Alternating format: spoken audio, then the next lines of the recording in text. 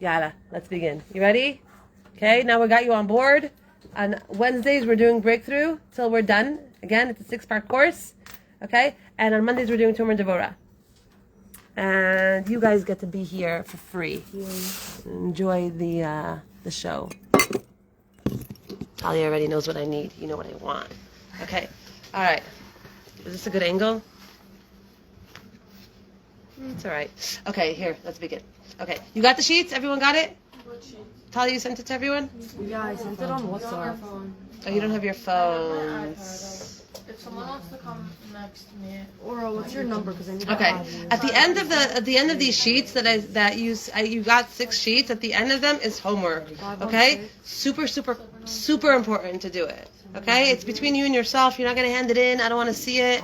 It's about your limited beliefs. Now, what was your question? Tell me your name again. Latifa? Latifa? Yeah. Really? Yeah. I love the names this year. Like every time I'm like surprised. Like when I was in public school, my friends were like Latifa and Shanika, Shaniqua, and all these things. Yeah, Latifa. Well, your question was? How do you know if you have like a small vessel and like if you're reaching everything to like its highest potential? Okay, so we understand that, like we just said, I'm just going to say it again for the camera for a minute. We understand that the vessel is everything. Okay, we understand that. We said it last time we had a class. The Rav Dessler says that like it could be so shining outside. The sun can be so bright and so strong, but if the windows are covered with grease, black grease, heavy duty sticky stuff, okay, then the room is going to be dark. Meaning, it doesn't mean that there's no sun shining outside because it's dark in your room. It means that the windows are not open, that the windows are not clean. It doesn't mean that there's not tons of water in the world just because this is all the water I have. Okay? What it means is that when I understand, instead of telling God, God save me, God help me, when you pray, it's God expand my vessel. Because I understand that there's so much money. There's so much love. There's so much everything in the world. So much of everything in the world. Some people have so much of it, they don't even know what to do with it. And some people have nothing. Who does it come to? Why does one person deserve more than the other person? It's only based on the vessel. Okay? Like I said, like you can stand under Niagara Falls, but if this is your vessel, this is all you're getting. Okay, but if you have a vessel that's the size of a gallon of water or 5 gallons of water, that's how much you're going to get. It's all a matter of how much vessel you have. So how do I make myself into a more expanded vessel? I have to understand that everything starts and ends in the way I think, according to Kabbalah. According to Kabbalah, kulo b'machshava idboru. That's what it says in the Gemara. Everything is in the machshava. Everything is in the thoughts. Everything is in the thoughts. Whether you realize it or not, you have 24/7 a tape recorder that's playing in your head, playing over thoughts that oftentimes are not even yours. Oftentimes it's how you grew up, your parents' limited beliefs, their insecurities, their stuff, the people that you grew up around, the stuff that you went through in your life that shifted your way of thinking to a lower frequency way. Okay, I can't, it's not possible. Those are words that limit the vessel. It's not possible. I don't know how to do it. It's never coming to me. I have a big problem. All these things limit the vessel. Okay? Now, you want to always understand that the way you talk, and this is part of Breakthrough, Breakthrough is basically split up into the 6 parts. The first part is understanding the power of thoughts. The second part is understanding the power of words. Okay? When you say to yourself, even if you don't believe it, okay? When you say to yourself, like I said it here last time, I am thin, I love my body. Even if I'm overweight and I don't love my body, when your brain hears you say it over and over again, when you say to yourself, I'm beautiful, and you look for the beauty in you because you are beautiful. When you say to yourself, I'm so proud of myself because, yeah, I didn't do X, Y, Z, but I did ABC. But I got my life this far ahead. I could also be a waitress in McDonald's, and I'm not. I'm sitting here in the holy city, learning the holiest thing in the world with the most life-changing experiences. That's not something that most people can afford or that can allow themselves, especially not this age. When you reaffirm over and over again your beauty, your worth, how much you do, how much is in your life, how much blessings you do have, that expands your vessel. So the first one is thought. The second class is going to be about speech, understanding words, that your mind listens to you. Your little girl listens to you. Okay, your body listens to you. Your words are so powerful. That's why it says that literally you cannot, okay, when you say Lashon Hara, why is it such a big deal? Destroy the whole world, this and that. Because words are power. They have power. When you say the name of something, like we said last time, when you say the name of something, you call it. You call it into your life. When you say, I have a problem, or my life is full of problems, or they've hurt me, I'm a victim of abuse, and all these things, when you say these things, you reaffirm that over and over again. Find another way of saying what your problem is. Find another way of saying it. I'm having a difficulty here. This is challenging for me. Not, I have problems. Your body hears you. Your whole system hears you. Okay? It's all energy. Number 3, the third thing that we talk about is the power of vision, the power of the eye. When you look at something, how you look at it, how you perceive it. That's number 3. Number 4 is, hold on, I just had a gratitude. The 4th class is all about gratitude. What happens to you when you become a grateful person? What happens to you when you thank God for the fact that you don't have the money, you don't have the relationship, you don't have the body? What happens to you when you actually say thank you for the things that you don't have, for being single, for all these things that you don't have? Number 5 is all about limited beliefs. How you're limited thinking, and it's limited beliefs and empowered beliefs. How to create a belief system that's going to work for you. Okay? Because what you believe is what you're going to acquire. What you believe is what you're going to attract. What you believe is what's going to come into your life. Even if you deserve way better than that, you're going to attract what you believe. Okay? How many times do you see these girls that they literally have no self-esteem and they're chasing after these loser that are much less than them, and they don't see that? Because her belief system is very, very limited. And so therefore she's going to go after things that are way below her level because she doesn't understand her worth. And the 6th class is going to be all about hisbodedus, the power of just talking to God. Just talking to God every single day, taking 5, 10, 15, 20 minutes out of your day and just talking to Him with your own words, not from a sitter, not from anything, by yourself, just talking. The power of what happens when you just sit there in nature or in your room or in your car or wherever it is and you just talk out loud. What happens in your life. Okay, that's breakthrough. Sababa? Great. What time do we have till? 12. Till 12. Okay, great. So take out the sheets that I got you. Oh, you don't have the sheets that I got you. What do we do? We don't have our phones. Oh, I signed it. Oh. Can you open it up? Tali, can you send it to me? I'm on iPad. Yeah. Wait, I got the group chat link, but I didn't get the sheet. Sorry, guys, I didn't print it for you this time. I find that I print them and then I see them all over the base address or whatever. It's just not. It's not amazing. It's for class. Who? The board could unlock it if, it's for class. I think it's too late already. So for next time. Okay, so it's split up into 2 things. Okay, we're starting class 1. Class 1 is about thoughts. Okay, the power of thoughts. The power of your thoughts. I want you to try something right now. Okay, this one I learned. This is so cool. Okay, I want you to close your eyes. Close your eyes. Close your eyes. Eyes closed. 1 second. Close your eyes for a second. I want you to do this.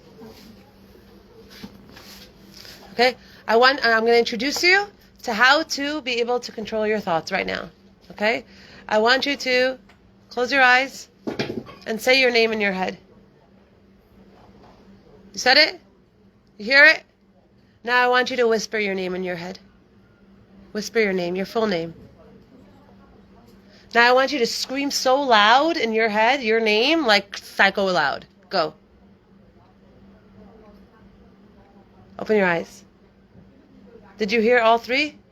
Mm-hmm. You heard your whisper, you heard your screaming, you heard your name? Mm-hmm. Yeah? That's how you control your thoughts. You decide what to think any moment and it's there. Do you understand that?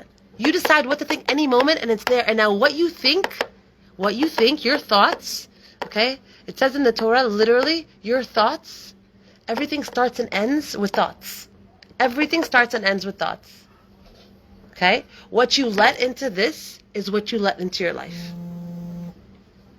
Okay? And you choose. Imagine you went to a wedding and you buy a smorgasbord and I give you a plate and I'm like, go fill up your plate with what you like. You're not going to take like the things that you don't like you're not going to take that fish that you don't like and the salad that you don't like and the burekas that you don't want. You're going to go and you're going to pick what do I like? What do I want on my plate? What do I want to eat? What do I like that tastes good for me? Okay, me. What you put into your brain, you put onto your plate. The thoughts you decide to entertain are the thoughts you're going to see manifest in your life. Everything first starts in thought and then turns into speech and then turns into action. That's how it goes. It's first a person thinks it, then a person starts talking it, and then a person does it. Actions always come after the person has already thought about it. Okay? When you see something in your life, you know that someone was there and someone thought about this thing first. Like this chair that I'm sitting on. Someone had a thought, let's make a maroon chair with cushion and things. But the fact that you see it, it's manifested, it's because it originated in someone's thought first. Yes? What about when you sometimes do things like without thinking? Like, You're always thinking. no, what about like you might not be conscious of your thoughts? Exactly. We want to get conscious of our thoughts. We want to get deliberate with our thoughts. I want to plant the thoughts that I want to see in my life into my brain. Just like right now, you chose to say your name in your head. You chose that thought, and it was clear, and it was a clear, chosen thing that you put onto your plate. I'm going to say my name. How you choose to think is going to literally impact your body, your health, your future, everything. Okay? Because it's the root cause of everything. Your thoughts. Okay? And the fact that you are a deliberate thinker. You know what a deliberate thinker means? What? You're consciously thinking. I'm consciously choosing these thoughts because I know that these thoughts create good energy. I know that these thoughts create a powerful energy inside of me. I know that these thoughts make me feel like a victim. These thoughts make me feel small. These thoughts make me feel helpless. These thoughts make me feel strong. And what is emunah? What is emunah? That everything happens for the right reason and Hashem has me and everything is for my best and all these things. It's solid thoughts. It's thoughts that give you strength. It's not thoughts that deplete you. You understand? There are thoughts that will deplete you, that will leave you in a puddle of tears, helpless, broken. Thoughts are they're pockets of energy. They're not stam. It's a force. A thought is a force. That what? Just like if your thoughts are always bad and always like negative, or like I feel like that's It's very dangerous. Of course it's dangerous. It's very dangerous. That's why it's so important. The Torah is all about fixing meaning putting you in a place where you are thinking thoughts that are making you mighty, strong, happy. People that have emunah, it's like the medicine for their life. Why? Because nothing is haphazard. Nothing is happening to them. They're not victims of this life, of this reality. They didn't accidentally miss their bus. They didn't accidentally miss their flight. Everything is programmed, everything makes sense, and everything is in my best. When I think that way, and I'm able to thank God that I missed my plane, and sit there and thank Him that I missed my plane, you know what happens to my insides? You know what I'm creating? You know what kind of resilience? You know what I'm building? Things will happen in your life. Things will not work out for you in your life. It's how you take it. It's how you see it. It's how you view it that will either make you or break you. We're in the business of building ourselves, not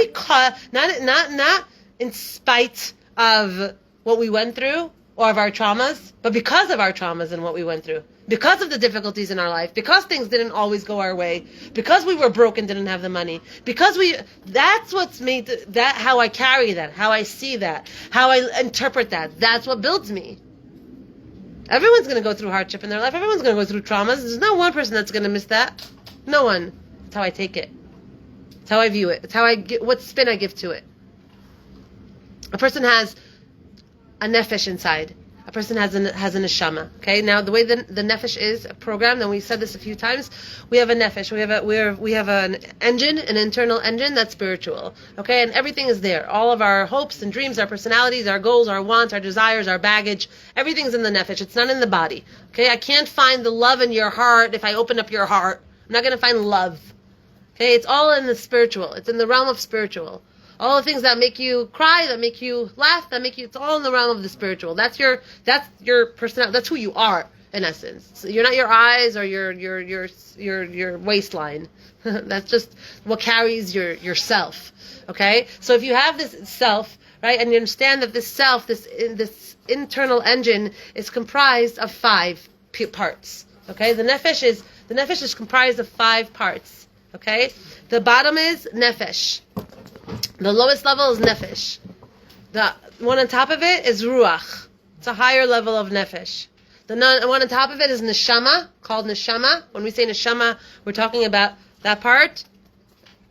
Nefesh, ruach, neshama. The higher level is chaya.